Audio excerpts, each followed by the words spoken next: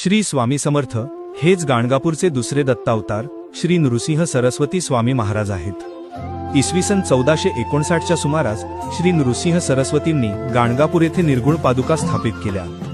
यानंतर ते शैलयात्रेच्या निमित्ताने श्रीशैल्य पर्वताजवळ असलेल्या कर्दळी वनात अदृश्य झाले।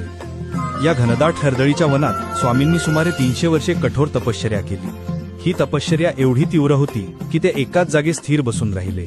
दीर्घकाळ एकाच जागी राहिल्यामुळे त्यांच्या देहाभोवती आजूबाजूला झाडे वेली वाढल्या आणि मुंग्यांनी त्यांचे भले मोठे वारुळ तयार केले। स्वामींचा देह या वारुळात पूर्णपणे झाकला गेला होता। एकदा उद्धव नावाचा एक लाकूडतोड्या कर्दळी वनात लाकडे तोडण्यासाठी आला होता। तो तिथली झाडे आणि ते वारुळ तोडून जागा साफ करत होता।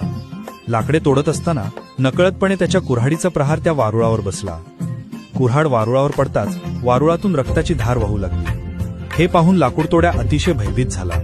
त्याच क्षणी वारुळातून